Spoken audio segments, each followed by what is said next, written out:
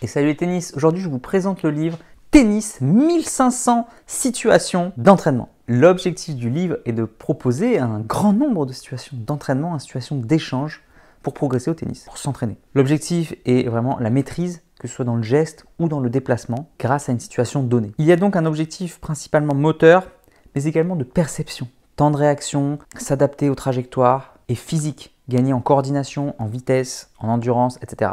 Au niveau de la tactique, on peut voir dans un sens comme dans l'autre. Dans un sens, oui, il y a de la tactique parce que c'est que des situations, donc on sait exactement où jouer dans telle situation, donc du coup, c'est quand même tactique.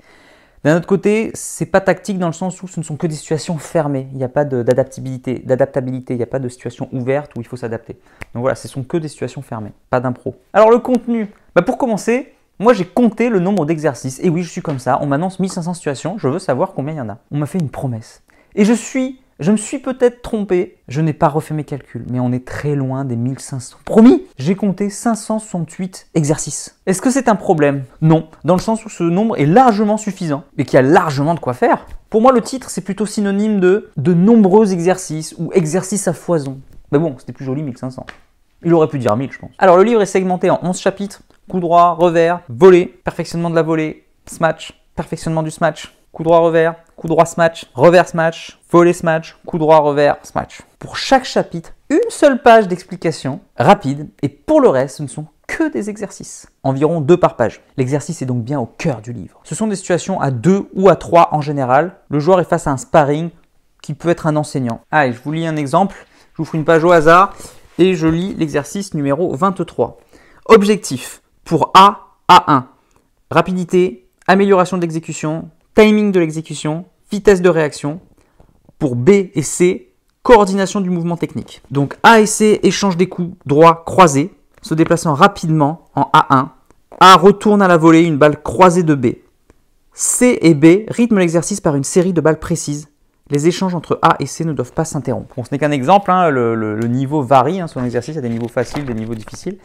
Mais waouh, cet exercice, il avait l'air vachement difficile. En tout cas, j'essaierai de l'appliquer, mais si j'ai bien compris, il faut être très rapide quand même, j'avoue. Donc c'est un exercice difficile. Allez, on commence par les points forts du livre. Le livre tient son pari et propose un large éventail d'exercices. Ce nombre impressionnant aura de quoi combler tous ceux qui sont toujours en manque d'exercices, en manque d'idées, en quête d'exercices parfaits. Les dessins sont très efficaces pour comprendre d'un seul coup d'œil l'exercice. Je pense toujours qu'on peut faire plus beau et plus graphique, perfectionniste au niveau du visuel. Mais pour l'époque, 1996, et puis de manière générale, je trouve que ça reste quand même très efficace. Après, je pense qu'on aime, on n'aime pas, personnellement, ça va. Franchement, ça va. Les consignes sont assez claires et pas trop longues.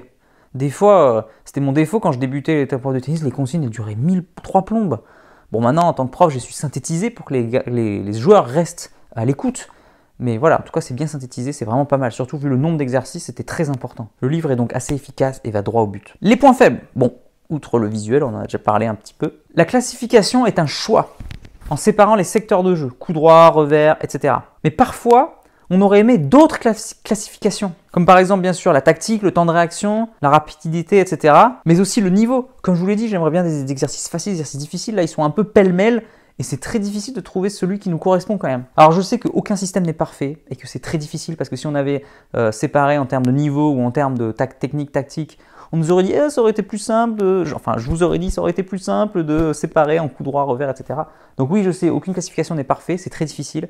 Mais voilà, je pense que ça fait quand même un peu fouillis encore et que voilà, il faut chercher. Est-ce que Internet ne peut pas pallier à ça plutôt que la version papier avec des catégories où on clique et tout l'exercice s'affiche directement à méditer. Donc du coup, c'est lié au point précédent, mais c'est vrai qu'il y a tellement d'exercices que des fois, on est perdu. On est obligé de passer du temps pour lire tous les exercices et dire « Ah oui, celui-là, ça va. Ah non, celui-là, ça va pas, j'en prends un autre. » Donc pour trouver celui qui nous correspond, je trouve ça un peu assez laborieux et assez long. C'est vraiment pas facile. Alors à qui ce livre est-il destiné? À tous ceux qui veulent des idées d'exercices? À tous les profs de tennis qui veulent augmenter leur répertoire? À qui n'est-il pas destiné? À ceux qui n'aiment pas chercher trop longtemps, l'exercice parfait. Des fois, trop de choix tue le choix. À ceux qui veulent des situations au panier. Il n'y a que des échanges ici. Après, bon, je pense qu'il est assez facile de transférer l'exercice sous forme de panier. C'est un choix personnel. À ceux qui veulent des longues explications et des justifications. Je pense notamment aux formations pour ceux qui passent les formations. Là, pas d'explication, c'est comme ça, et puis voilà. Ah, et c'est le moment des notes, c'est toujours très difficile pour moi parce que c'est toujours personnel. Hein. Il comble les attentes de certains et pas d'autres. De manière générale, je lui mets la note de 4 sur 5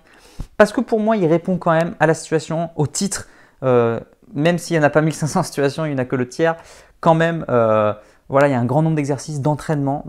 Et c'est vraiment de l'entraînement, c'est pas que panier, donc c'est des échanges avec quelqu'un. Donc il répond globalement à la situation, c'est très bien. Les dessins et les consignes sont très efficaces, elles sont assez courtes, visuellement, ça aurait pu être plus joli, mais c'est très efficace, on comprend très bien, donc c'est top. Maintenant, voilà, attention au nombre et surtout à la classification. On a un peu du mal à chercher, c'est vraiment pas évident. Peut-être une ou deux justifications par-ci, par-là, ça aurait pu être pas mal. Allez, voilà, j'espère que ce livre vous aura plu. Donc, si ce livre vous intéresse, je vous mets le lien dans la description. Je sais pas s'il se fait encore d'ailleurs. Je vais voir ça. Enfin, vous allez voir ça. Et moi, je vous dis à bientôt. En attendant, une fois que le confinement sera terminé, n'oubliez pas d'aller jouer au tennis, de vous entraîner, de progresser et surtout, faites-vous plaisir. Ciao. Si tu es encore là, c'est que soit tu es très motivé, et dans ce cas-là, je te félicite, soit que tu aimes ce que je fais. Dans tous les cas, s'il te plaît, laisse un commentaire pour donner ton opinion et soutiens mon travail, soit en partageant les vidéos, c'est important pour l'algorithme, soit en allant sur Tipeee. Tu peux aller encore plus loin en t'abonnant à ma newsletter où je te donnerai plein de conseils. Rien de plus facile, clique sur le lien dans la description. À bientôt.